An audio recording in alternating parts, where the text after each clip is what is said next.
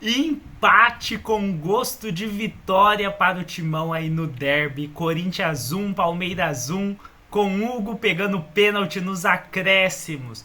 Pênalti do Estevão que pipocou. Pipocou em frente ao paredão, ao herói corintiano Hugo Souza. Seja bem-vindo ao canal Futebol Refutado. Deixa o like aí no vídeo, comenta o que você achou do jogo e vamos falar desse jogo aí. Que o Corinthians não jogou bem. O Corinthians não jogou nada.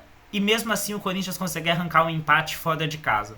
A gente já teve times do Corinthians que jogaram melhores as partidas dos clássicos e não venceu.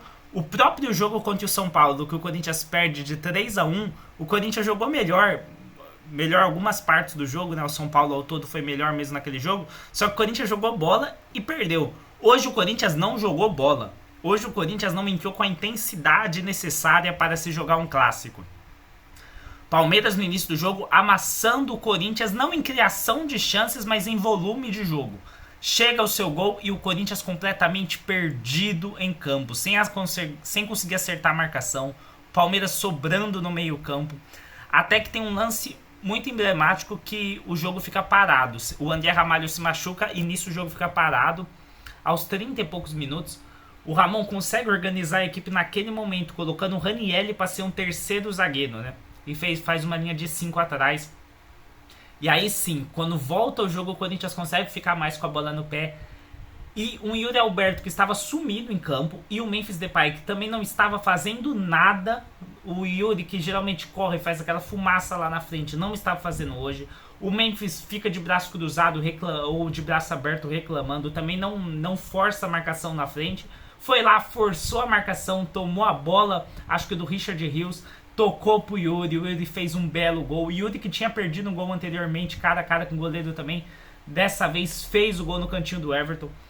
Volta o segundo tempo e eu acho que o Corinthians vai voltar melhor, que o Corinthians vai controlar a partida. Não é isso que acontece. É Palmeiras dominante novamente, até mais dominante que no primeiro tempo. E aí acontece... e um detalhe importante que o Yuri chuta a bandeirinha na hora da comemoração, toma o amarelo e eu acho um amarelo justíssimo, tá? É a regra dar o amarelo nesse tipo de lance e eu gostei do Yuri ter tomado esse amarelo. Aí vem a expulsão do Yuri Alberto no segundo tempo. E de verdade, não existe essa expulsão. Não existe. Não existe um jogador ser expulso por simulação. Mas simulação é para amarelo. Mas quantas e quantas vezes no futebol a gente não viu um jogador que está amarelado fazer uma falta um pouco mais forte e o juiz não dá o segundo amarelo simplesmente porque... ele entende que aquilo estraga o espetáculo, que aquilo não necessita da expulsão do atleta. E hoje faltou um pouco do Klaus ter essa noção. Não era para expulsar o Yuri Alberto. Ele simulou, mas ele também não ficou pedindo a falta. Não, isso não aconteceu. Ele se jogou no chão, deu 2 roladas e levantou. E aí toma o cartão. Não existe a expulsão do Yuri Alberto. Mas aí tá, depois da expulsão do Yuri Alberto não teve mais jogo pro Corinthians. Deu só Palmeiras e Hugo Souza e mais Hugo Souza. E se precisar, tem Hugo Souza. Nos acréscimos do jogo, pênalti para o Palmeiras, Hugo Souza vai lá, Estevão na bola, Estevão e Hugo. Da Hugo, novamente, 2 jogos seguidos pegando pênalti. O 6º pênalti defendido pelo Hugo no Corinthians.